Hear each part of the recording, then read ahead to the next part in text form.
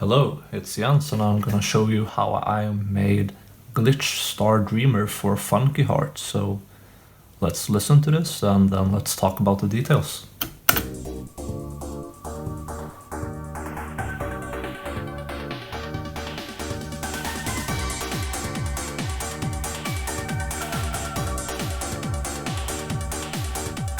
The song has a pretty digital sound.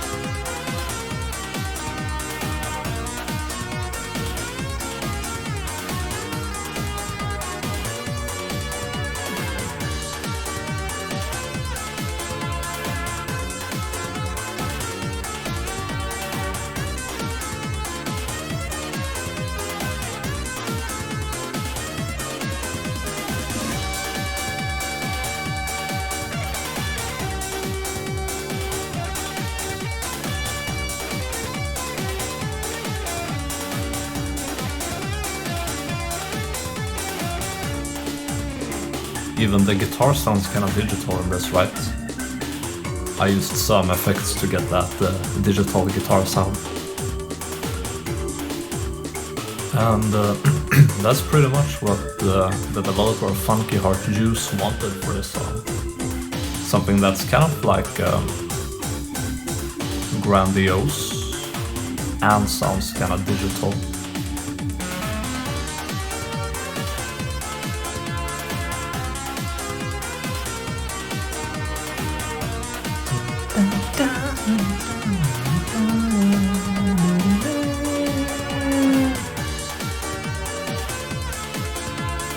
Not that many instruments in this song, and the ones that are there take up like a lot of space, so it still feels pretty nice and full.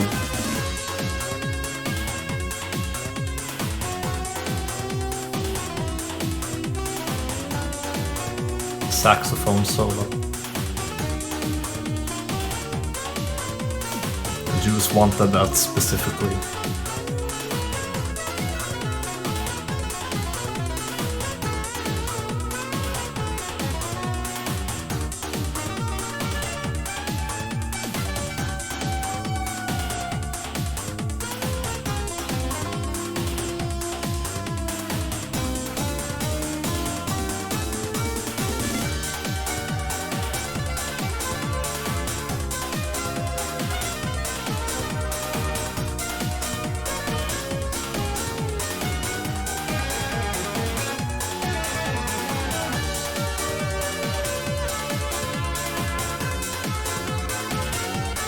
Even though it's a silk saxophone, I still included breaks in the solo, where a real saxophone player would take a breath.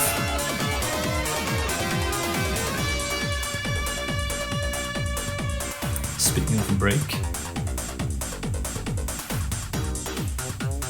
I like this part because you think the song is over, but it's not.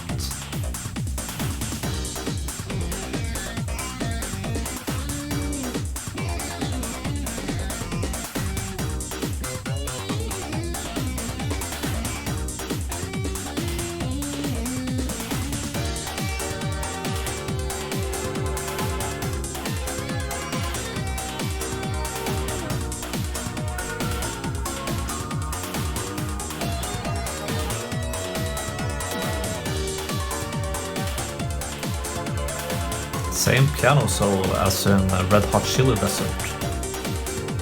Bit of a callback there. And then the song loops. So yeah, that's Glitch Star Dreamer. Pretty nice song if I do say so myself. And this song is for the Pockens I'm so sorry, Juice. I think this is a Spanish name, Pockens Bosque, and I don't know how to pronounce it. I'm sorry. It's a very neon-looking area full of like neon trees, and everything is purple, navy blue, and red. So yeah, Pockens Bosque.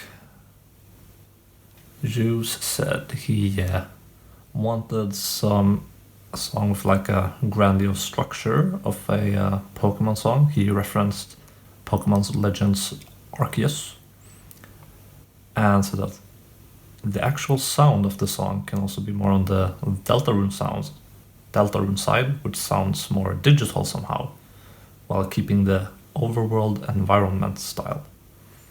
So he showed Field of Hopes and Dreams from Deltarune, as well as a Super Nintendo arrangement of a song from Pseudo Regalia. I thought this arrangement was pretty cool, because it used the typical, typically like bright, digital sounding Super Nintendo instrument samples. You know what I mean? So like, for example, the bass always played on a brighter octave. And what I mean is, it didn't play those really like low bass notes, like it played brighter bass notes. So while the bass isn't giving that really deep bass, that like foundation, it's very prominent, very easy to hear.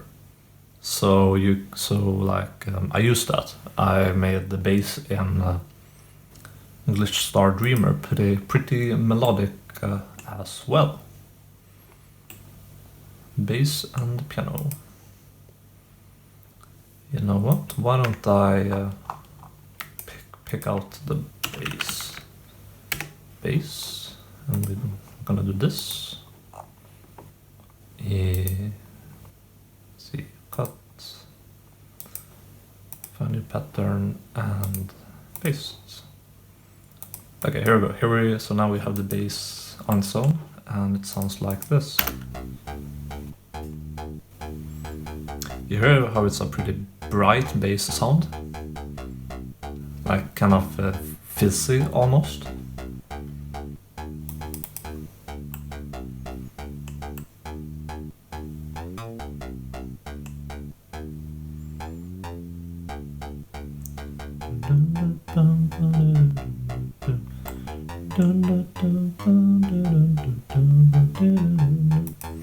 And playing these brighter notes makes it easy to hear on the song as well,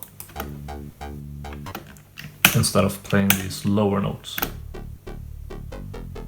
Like I could have done this and had a really deep bass, but I like how it's brighter and easier to hear in the song. I just want to hear how that deep bass sounds with the song. Yeah, it's kind of inaudible. So yeah, this sort of brighter bass really fills in the mid-range of the song, like the fullness. So yeah, that's the bass. The drums are probably the most involved part of this song, because there's just a lot of drums. Okay, not all of these are used, but there's like a layered okay, there's not a layered kick, I guess, but yeah, we have a lot of percussion and cymbals. So like we have this sort of pattern going on with the ride.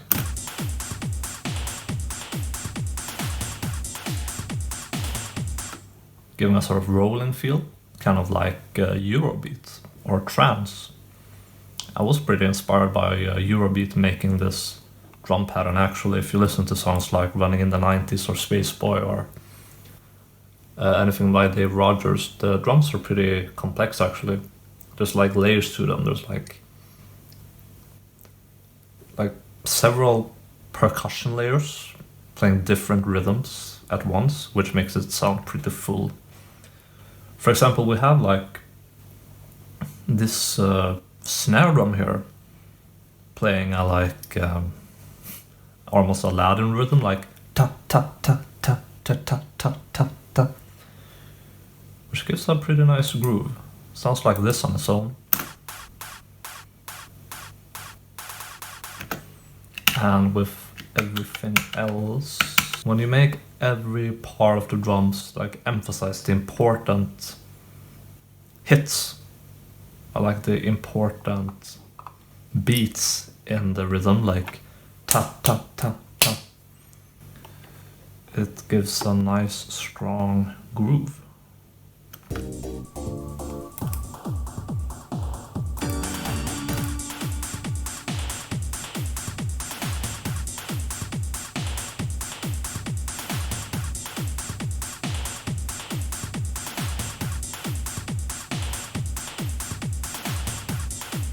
Also, every other snare is weak. You hear that, like, do.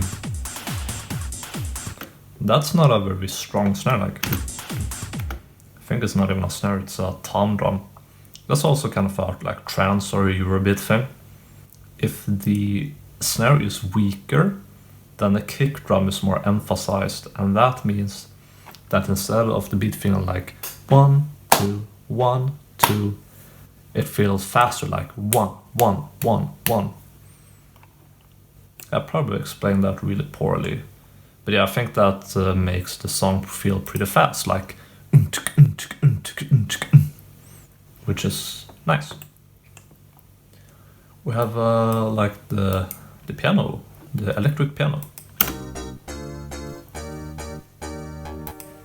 which is the main chord instrument of the song, and it plays throughout the entire song, and it just makes the song feel nice and full. Very simple. Long chords, short chords. I don't think it plays a melody or anything. No, it just plays the chords, and it sounds good too. Arpeggio also to fill out the song more and also emphasize that fast rhythm, like the 16th note. Chicka chicka chicka chicka chicka chicka chicka chicka chicka.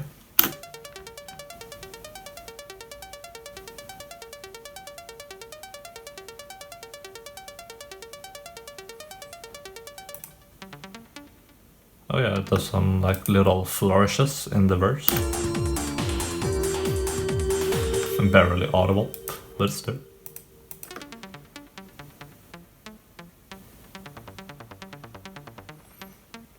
Pretty nice sound. Simpluk buzzy. Simpluk buzzing.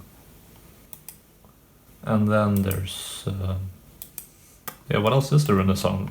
Not that much. Oh yeah, of course we have this drop, this like synth pluck, which sounds pretty satisfying.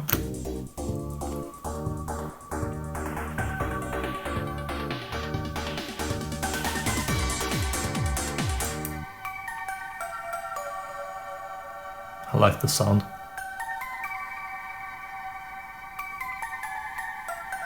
Just so big and cool. What else we got? We got some strings apparently.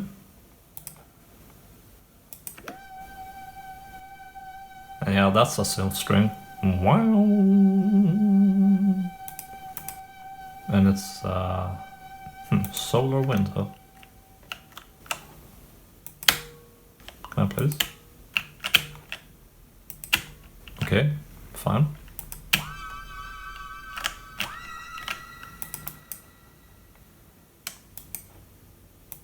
The electric guitar I talked about before has a kind of digital sound in this.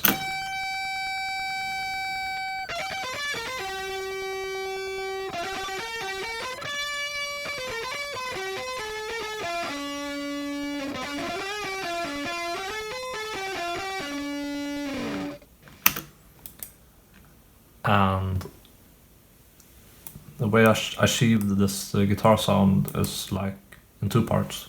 First off, there's the playing itself, which is very stiff and hard, because I wanted to make it sound like a digital guitar.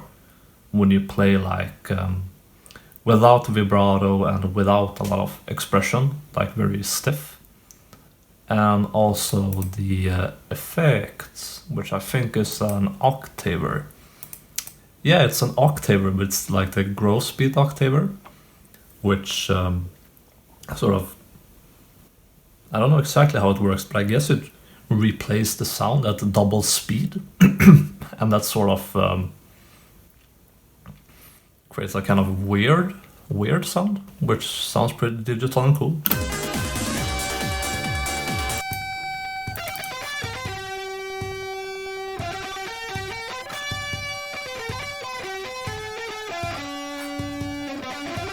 Yeah, you can hear it sort of like trembling, like yeah.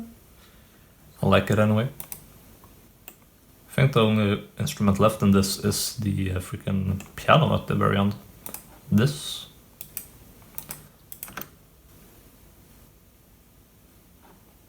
I said the piano.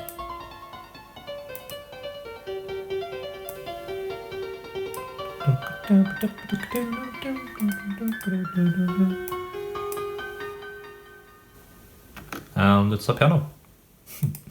Not much to say there. So yeah, the composition itself. Well, Juice showed the music from Deltarune. He showed that Super Nintendo arrangement of a song from Pseudo Regalia. And he said he wanted something like grandiose with that digital sound that Deltarune and that Pseudo Regalia arrangement had. And I guess that led to this. I included some like motifs from other songs in the soundtrack as well, like the last part of the main melody.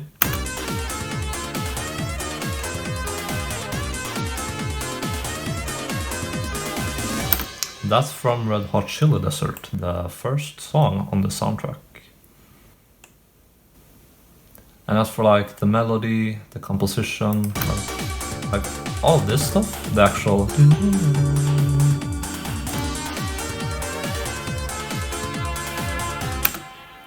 this stuff just comes out when I sit with my guitar and I play, and the ideas really just come by themselves. I wish I could say something more intelligent about this, but I don't think I can. I think one interesting part about this is that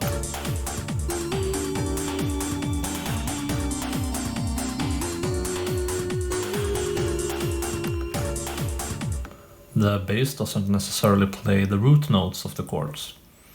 It plays like the thirds of the chords, which gives a sort of ambiguous feeling to the verse chords, which I think is pretty cool. Like it feels a bit unsure, a bit floating. Maybe unsure is not the right word, but yeah, like floating, not so strong. Not so, it doesn't have as much intention as this part and this part. So I think that gives a nice dynamic of this part, which is a bit more floating, you know. You're here, you're not sure what's going on. What is this place? It's kind of weird, kind of interesting. And here is like the intention. Like, it gives me the feeling that, okay, now the real journey starts. If you think about this part of the game from a story perspective. Like, okay, the real adventure begins now. Anything else to say about the song? Yeah, this little break right here. You know, I've been working on the song for a while, and when I got to this part, I was like, okay, I think the song is done. Like, I'm satisfied with this. Yeah. We're gonna keep it a bit shorter. It's a good song. Then I came up with this part and I'm like, okay, let's just use this as like the looping outro. It'll probably be fine. But then I realized like, but wait, this is too cool though. I have to make this into its own part. But wait, it sounds like it's building up to something. Okay, I guess I have to make another chorus section as well. It was like the song was begging me, like, no, you can't finish the song here. You have to make this break in this new outro section. You have to. And that's, of course, when I added the Red Hot Chili Desert piano solo as well. Yeah. So like, I wanted to be a bit lazy and just end the song here. But like then this part started coming out and I was like, no, I have to finish this part as well. It's gonna be too cool. And I think it is. I think like this whole part is like the cherry on top of this song. And I think that's everything I had to say. Hey, Funky Heart is out now. I've played the game 5 times. I think it's pretty cool. So yeah, why don't you go play it?